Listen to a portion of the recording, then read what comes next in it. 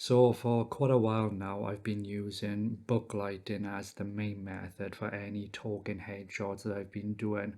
It offers a fantastic quality of light and the fall off is just brilliant.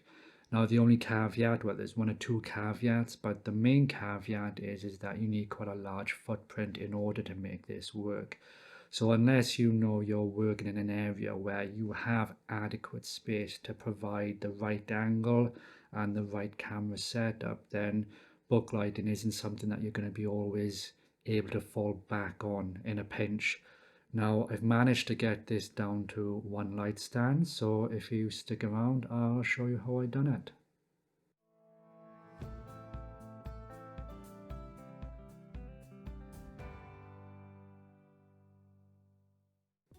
Welcome back guys, it's Byron Phillips from byronphillipsmedia.com. Thank you for sticking around, and we are going to be talking about booklighting on one stand.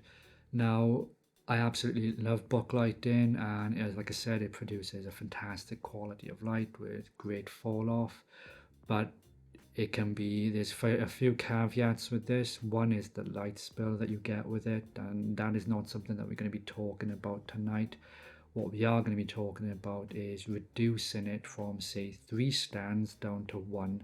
So with a normal booklighting method or the system, you would typically use perhaps 3 light stands, and those are one for the reflective board, one for the diffusion, and then another for the key light. Now that means you've got 3 pieces of equipment that you need to manage in order to get the right image. And the downside is with that is that you might be limited on space. You might be a one-man band like myself, and that can be quite cumbersome. And if you don't always have the time to set up booklighting because of the nature, then this method might suit you down to the ground. Now, in an unrelated topic to this, the way that I came about this was I was watching another YouTube video on the cinematic reflective lighting system, and that is using mirrors to actually control light or be used as key lights.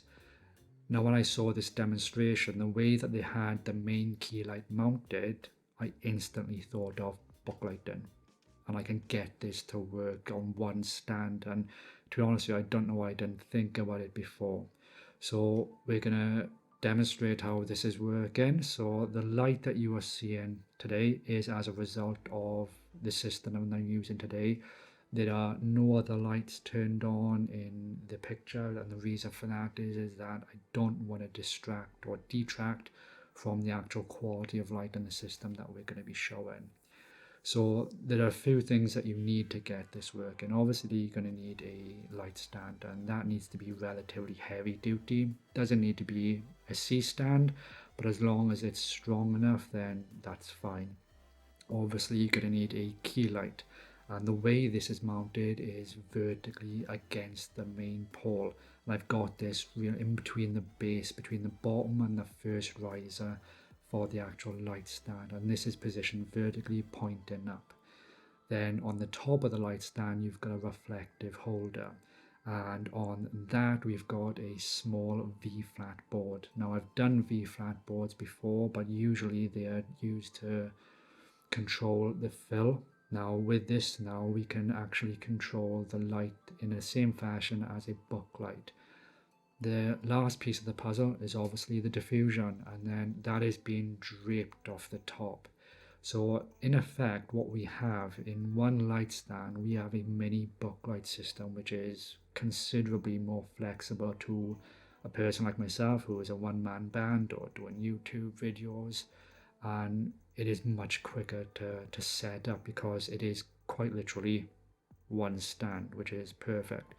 Now the beauty of this is that the actual stand itself, well I said the reflector holder allows you to adjust a few positions. So I can adjust the angle of the reflector, I can turn the middle knob that is attached to the light stand, and I can turn it left and right within a certain degrees.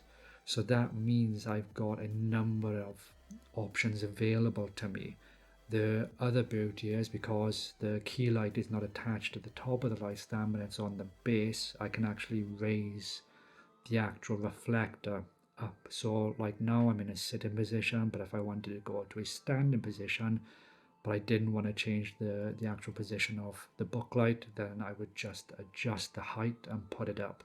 And then all I would need to do is just increase the light, the key light, to make sure that the exposure is still the same.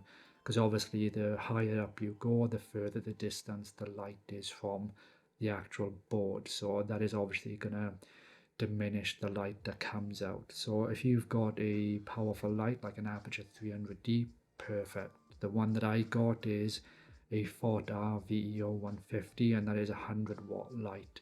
And right now the camera is set at ISO 200 at 2.2, and using the light meter I'm exposed for 2.2, and it's fantastic. So originally I did have the key light over there, but then for this, because I was setting up and I was practicing, and then literally I just picked it up and I just put it here, and it took 2 minutes because it's all on one stand. And that is the beauty of this, is that it allows you to be very, very flexible.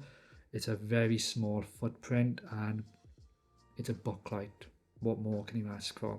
Obviously it's not going to fulfill everybody's needs. You obviously got to control the light spell, that's a separate issue, but as far as that footprint is concerned, it is a much more neater option.